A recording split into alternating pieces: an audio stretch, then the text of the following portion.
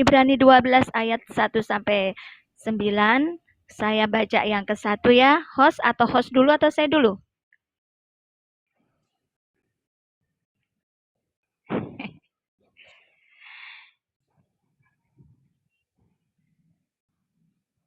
Baik. Karena kita mempunyai banyak saksi, bagaikan awan yang mengelilingi kita, marilah kita menanggalkan semua beban dan dosa yang begitu merintangi kita, dan berlomba dengan tekun dalam perlombaan yang diwajibkan bagi kita. Ayat 2, host.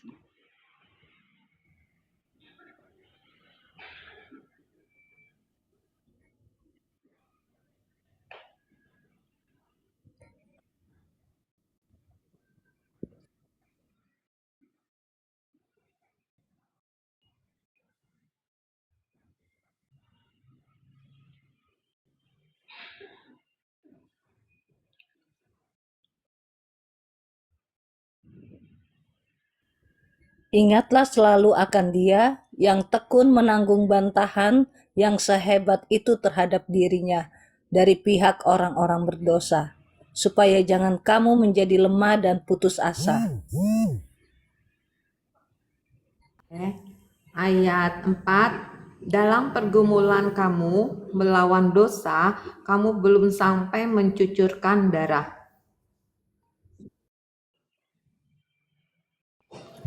Dan sudah lupakah kamu akan nasihat yang berbicara kepada kamu seperti kepada anak-anak? Hai anakku, janganlah anggap enteng didikan Tuhan, dan janganlah putus asa apabila engkau diperingatkannya.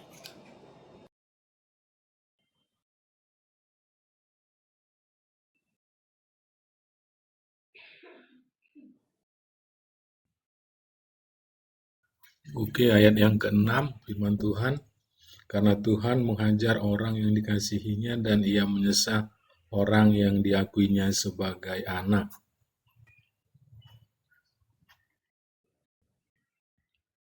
Jika kamu harus menanggung ganjaran, Allah memperlakukan kamu seperti anak.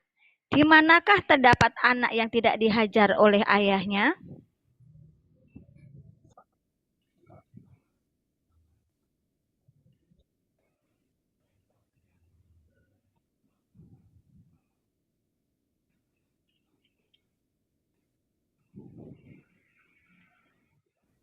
Selanjutnya dari ayah kita yang sebenarnya kita peroleh ganjaran dan mereka kita hormati. Kalau dengan demikian bukanlah kita harus lebih taat kepada Bapa segala roh supaya kita boleh hidup. Amin. Amin. Ya, berikutnya di atas adalah nasihat supaya bertekun dalam iman. Kita tahu saat ini kondisi situasi tanah air bangsa kita itu bisa melemahkan iman kita. Kalau kita nggak sungguh-sungguh bertekun, kalau kita nggak sungguh-sungguh membaca firman, merenungkan siang dan malam dan melakukannya, kalau kita nggak sungguh-sungguh buat mezbah dalam keluarga, kalau kita nggak sungguh memuji Tuhan dalam roh, dalam kebenaran, kita bisa kena pencobaan-pencobaan yang iblis mencoba untuk supaya kita tidak mempunyai iman yang kuat. Sebenarnya pencobaan-pencobaan yang selalu kita alami itu datangnya dari kedagingan kita. Sebab yang dari Tuhan adalah datangnya damai sejahtera. Tapi Tuhan izinkan. Kenapa Tuhan izinkan? Karena Tuhan selalu ingin melihat kualitas iman anak-anaknya. Bapa tidak mau anak-anaknya yang diciptakannya, yang diberkatinya, sampai dia merelakan anaknya yang tunggal lahir ke dunia dengan begitu segala yang didapati, yang dia dapatkan begitu menderita. Untuk siapa? Untuk kita, anak-anaknya yang sudah diciptakannya, yang sudah dilahirkannya ke dalam dunia ini, supaya kita menjadi saksi-saksi iman. Bapa kita nggak mau kita menjadi anak-anak yang gampang.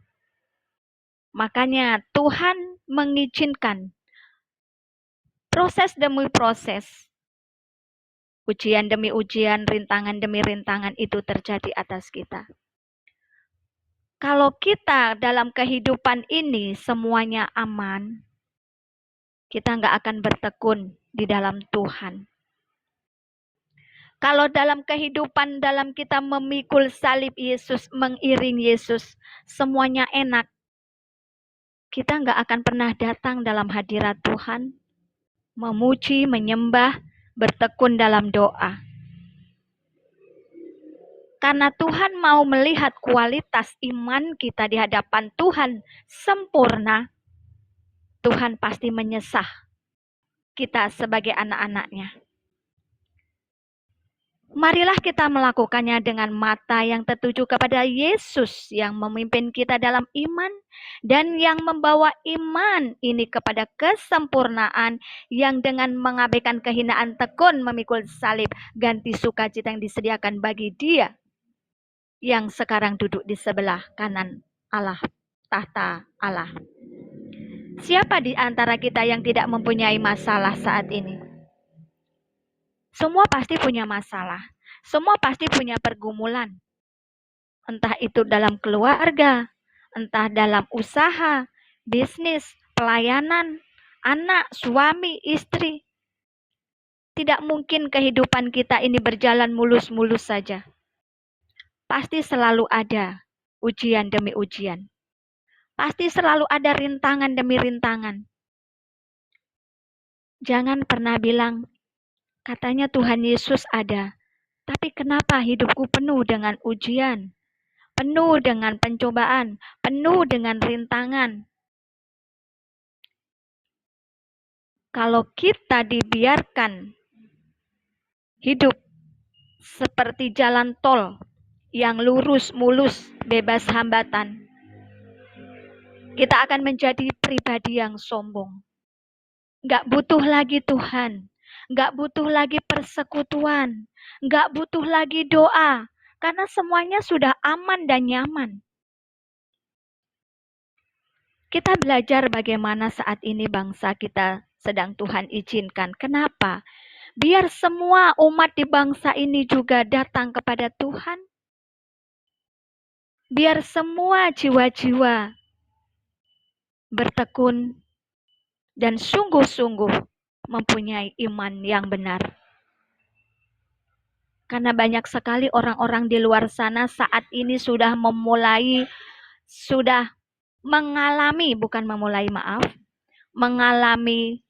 krisis iman. Bukan hanya krisis uang moneter saja saat ini.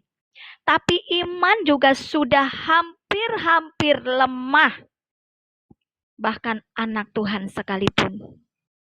Banyak di luar sana yang mengakhiri hidupnya dengan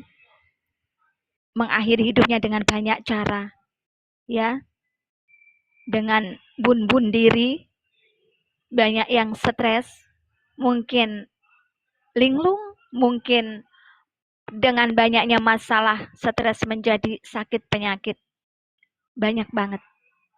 Kenapa? Karena mereka tidak mempunyai dasar iman yang kuat di dalam Kristus.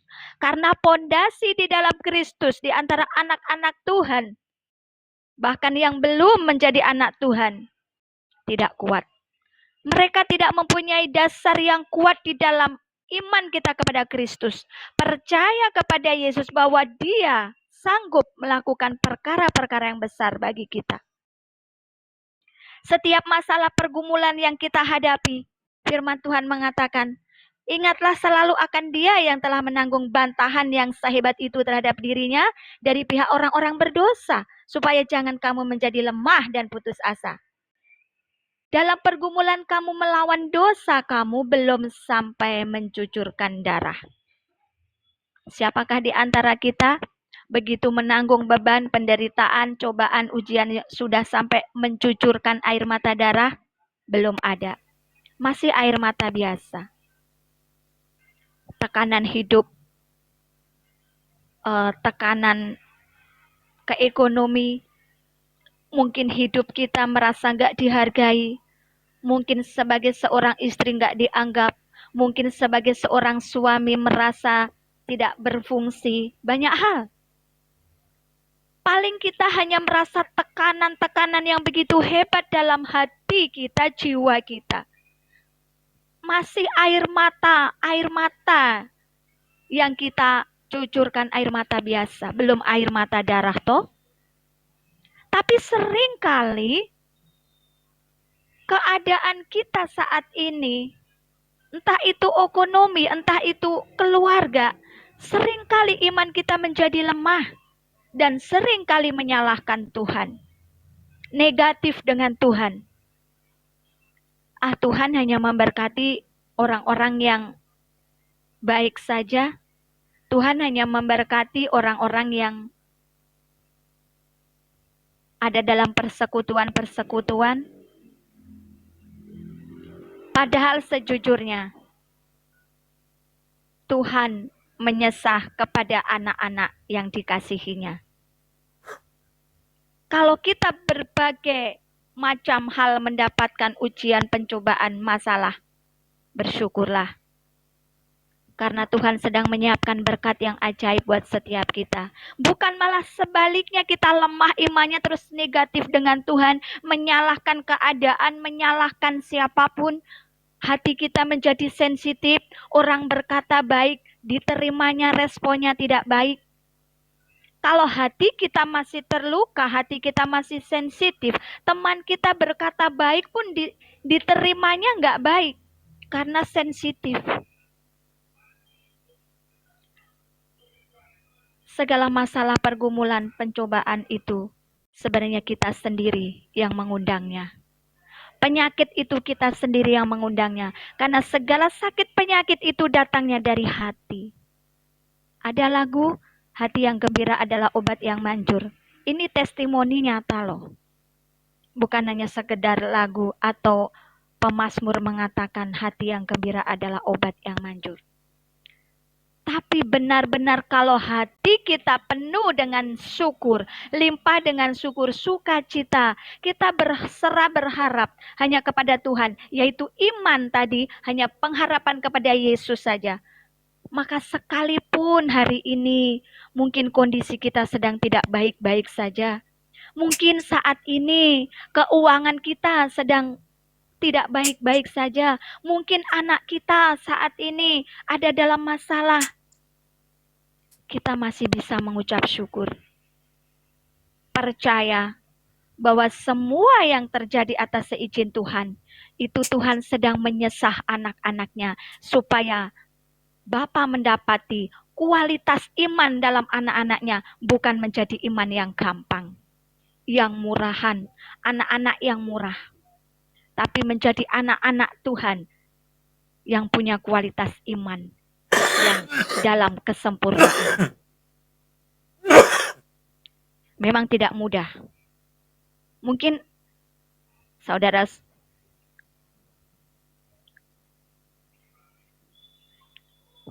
saudara-saudara, teman-teman, bunda, host, teman-teman yang di bawah mungkin akan berkata, ya gampang ngomong begitu karena nggak ngalami. Kita semua pasti mengalami yang namanya pergumulan. Kita pasti mengalami yang namanya proses. Masalahnya proses kita berbeda-beda. Mungkin ada yang ditinggal suaminya. Mungkin ada yang gak dinafkahi dengan suaminya. Mungkin suaminya di PHK dalam pekerjaan. Belum bayar kontrakan, belum bayar sekolah. Banyak hal. Kemana kita mau bawa masalah kita kalau tidak kepada Tuhan Yesus? Berserulah, tekunlah dalam doa. Ketika kita dalam kesesakan, bersyukur kita di hadapan Tuhan. Nyembah kita dengan sungguh-sungguh, Tuhan Yesus. Aku menyerahkan seluruh hidupku, seluruh keadaanku ke dalam tangan-Mu. Karena tidak ada satupun yang terlewatkan dari pandangan mata Tuhan. Untuk itu kita tertuju hanya kepada Yesus saja. Dia sang pemilik hidup kita, dia penjuna kita, dia tahu keadaan kondisi kita yang paling kecil, yang paling nol, bahkan kedalaman hati kita, dia tahu. Marilah kita bersama-sama memikul salib Yesus. Bertekun dalam memikul salib. Karena segala sesuatu di dalam kehidupan ini, kita pasti akan memperoleh ganjaran masing-masing. Tidak lain dan tidak bukan Tuhan mengizinkan semuanya itu. Ayat 8, tetapi jikalau kamu bebas dari ganjaran yang harus diterima setiap orang, maka kamu bukanlah anak, tetapi anak-anak gampang. Kalau kita tidak diizinkan Tuhan mengalami proses, fase demi fase, pergumulan demi pergumulan, kita akan menjadi anak-anak murah, anak-anak yang gampang. Ketika datang badai, ketika datang masalah, karena kita nggak bertekun di dalam iman, maka kita gampang goyah. Bisa kita meninggalkan Yesus, bisa kita menjual Yesus, bisa kita melakukan hal-hal yang negatif. Jadi bersyukurlah kalau saat ini kita diizinkan Tuhan dalam masalah pergumulan yang berat. Tapi percayalah, air mata yang kita teteskan belum air mata darah. Masih air mata biasa. Tekanan, beban hidup yang kita alami, keadaan ekonomi di bangsa kita yang saat ini sedang tidak menentu. Harga sembako yang terus naik melonjak. Ya, harga telur aja sudah sampai 35 di tempat kami. Nggak tahu di tempat Bunda. Ya. Semuanya tidak ada yang murah. Memang kalau dipikirkan secara nalar, secara daging, rasanya nggak sanggup. Rasanya nggak sanggup. Tapi ada kuasa yang sanggup menolong setiap kita. Ada kuasa yang dahsyat, yang ajaib, yang begitu besar, melimpahi segalanya buat kita. Filipi 4 ayat 19 mengatakan, Allahku akan menyediakan, Allahku akan memenuhi segala keperluanmu menurut sumber kekayaan dan kemuliaannya. Allahku akan memenuhi segala kebutuhan, keperluan kita. Kebutuhan ya.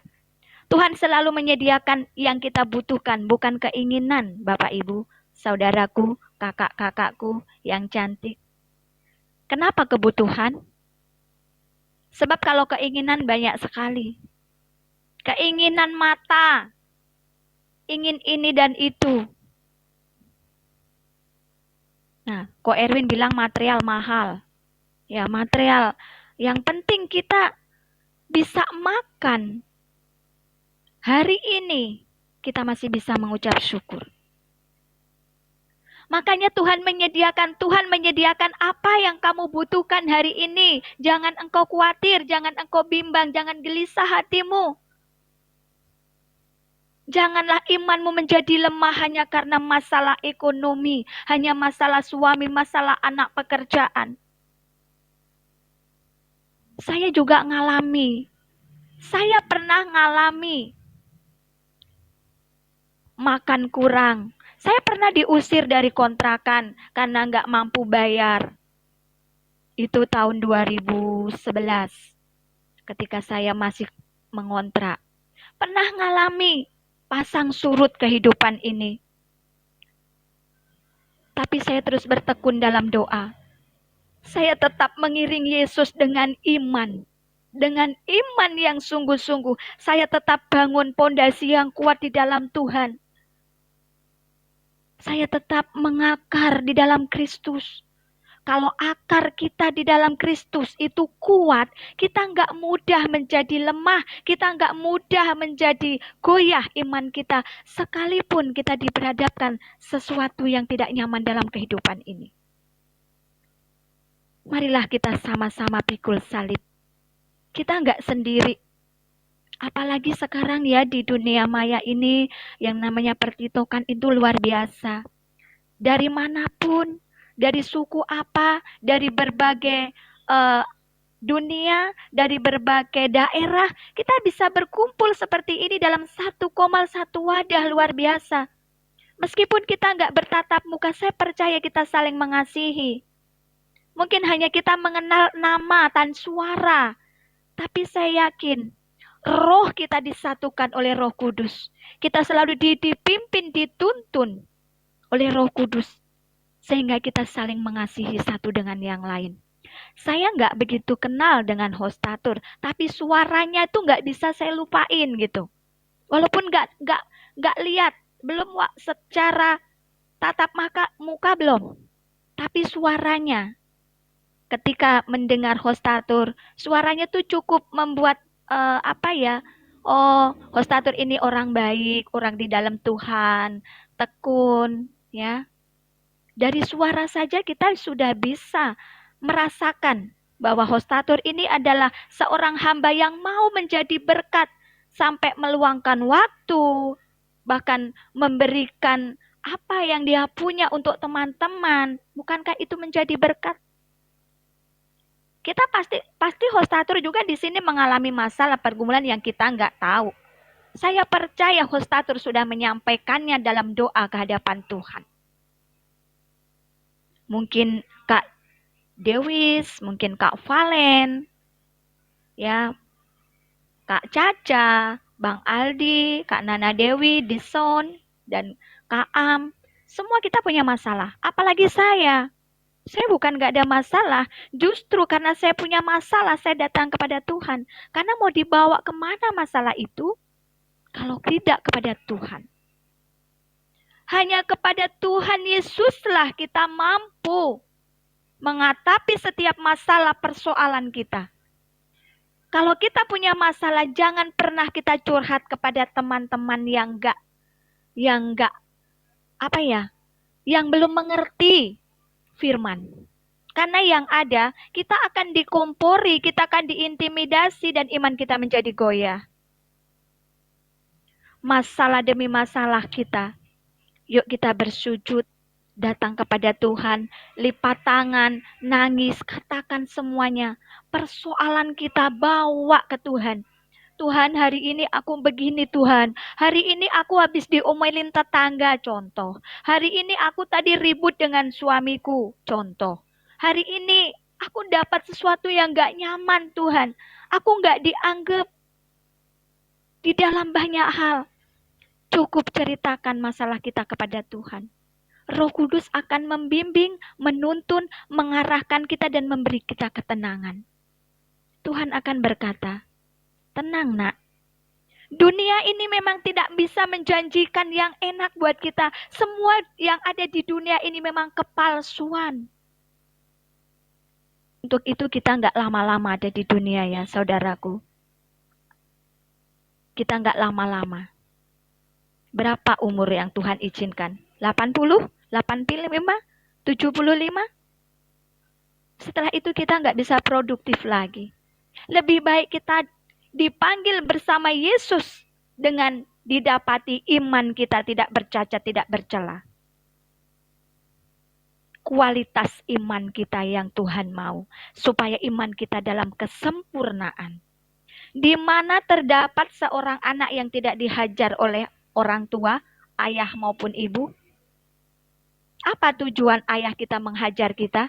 Supaya kita menjadi anak-anak yang benar, tidak salah dalam pergaulan. Supaya masa depan kita ini, masa depan yang benar, tidak salah jalan.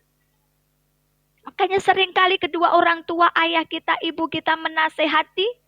Mungkin kalau kita nggak bisa dinasehati dengan pelan, mungkin dengan suara yang nada tinggi, dengan suara tinggi mereka tidak mau dengar, anak-anak kita tidak dengar, mungkin dengan cambuk. Diperbolehkan firman Tuhan, kita mencambuk anak kita. Kalau memang sudah tidak ada jalan keluar. Tujuannya supaya kita menjadi anak-anak yang berkualitas. Anak-anak yang militan. Supaya kita tetap beriman kepada Yesus. Tidak kepada ilah-ilah lain. Marilah kita sama-sama. Untuk saling bertekun. Di dalam pengharapan. Di dalam doa. Marilah kita mempunyai gaya hidup pujian penyembahan. Baca firman dan tetap bertekun di dalam doa.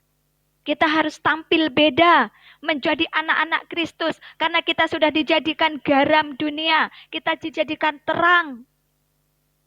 Kalau kita dijadikan terang, berarti kita harus menerangi di tempat yang gelap.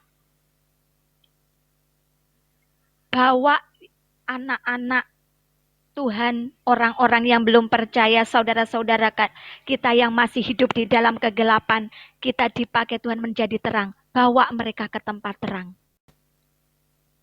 Siapa terang itu? Di dalam Yesus Kristus Tuhan. Karena nggak lama lagi kita akan merayakan Natal ya. Tidak terasa loh. Waktu ini begitu cepat berlalu. Tapi saya percaya kita anak-anak Tuhan akan selalu ada dalam hadirat Tuhan. Seharusnya Natal itu nggak setahun sekali. Kita itu merayakan Natal seharusnya setiap hari. Karena arti Natal itu adalah hati kita yang terus dibaharui. Iman kita yang terus tangguh di dalam Tuhan. Arti Natal sesungguhnya hati kita kembali kepada Tuhan. Hati yang murni, hati yang suci, hidup yang kudus. Hidup yang semakin berkenan, hidup yang semakin di-upgrade oleh Tuhan. Jangan menjadi anak Tuhan hidupnya hanya setak, lari di tempat. Mari sama-sama kita berlari, berlomba-lomba untuk memperoleh kemenangan di dalam iman yang kuat, yang teguh. Jangan menyerah. Tidak ada masalah, tidak ada persoalan yang tidak ada jalan keluarnya kalau kita melibatkan Tuhan Yesus di dalamnya. Tidak ada masalah yang tidak diterselesaikan jika kita mengandalkan Tuhan. Tidak ada masalah yang tidak teratasi. Di dalam Yesus ada kemenangan, ada kepastian, ada harapan, ada hari esok, ada kemenangan, dan ada hidup yang kekal. Itu janji Tuhan. Ini firman Tuhan yang bisa saya bagikan, saya sharingkan buat saya dan buat teman-teman semua. Firman itu bagaikan pedang bermata dua, menusuk ke depan juga untuk diri saya. Saya juga masih terus diproses dan saya terus belajar untuk terus menjaga kualitas iman di dalam Tuhan. Mari sama-sama kita pikul salib. Salib yang Tuhan izinkan itu enak dan ringan. Tuhan tidak memberikan, tidak mengizinkan ujian masalah di luar batas kemampuan personal, pribadi, lepas pribadi. Kita pasti dimampukan. Kalau kita minta kekuatan, kalau kita selalu dalam hadirat Tuhan dan mengandalkan Tuhan dalam segala hal, kita akan dimampukan. Roh Kudus akan terus memimpin, menuntun, dan memperlengkapi kita dengan rohnya. Sebab ayat 9, selanjutnya dari ayah kita yang sebenarnya kita memperoleh ganjaran dan mereka kita hormati. Kalau dengan demikian bukanlah kita harus lebih taat kepada Bapa segala roh, supaya kita boleh hidup. Demikian firman Tuhan. Saya tutup dengan doa firman ya, Hostatur.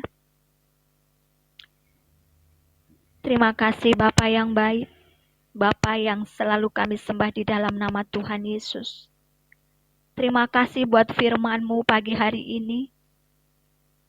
Terima kasih Engkau mengingatkan kami anak-anak-Mu, hamba-hamba-Mu yang ada di Komal ini maupun di bawah. Terima kasih Tuhan, Engkau sudah mengajari kami supaya kami bertekun di dalam iman kami Bapa. Meskipun kami menghadapi banyak hal, dunia ini, kehidupan ini, keluarga kami, apapun itu Tuhan. Kami tidak mau Tuhan iman kami menjadi lemah Tuhan. Kami mau iman kami tetap sempurna Kau dapati ya Bapa. Ajari kami Bapa. Mampukan setiap kami anak-anak-Mu Tuhan. Untuk melewati setiap proses demi proses yang boleh kami alami yang Tuhan izinkan. Jangan sampai Tuhan iman kami menjadi merosot, bahkan iman kami menjadi krisis oleh keadaan situasi saat ini Tuhan. Terima kasih Bapa, firman-Mu telah hamba sampaikan. Terima kasih Tuhan, biar kami merenungkannya siang dan malam, dan kami tetap tekun di dalam doa. Haleluya. Amin. Saya serahkan kepada host.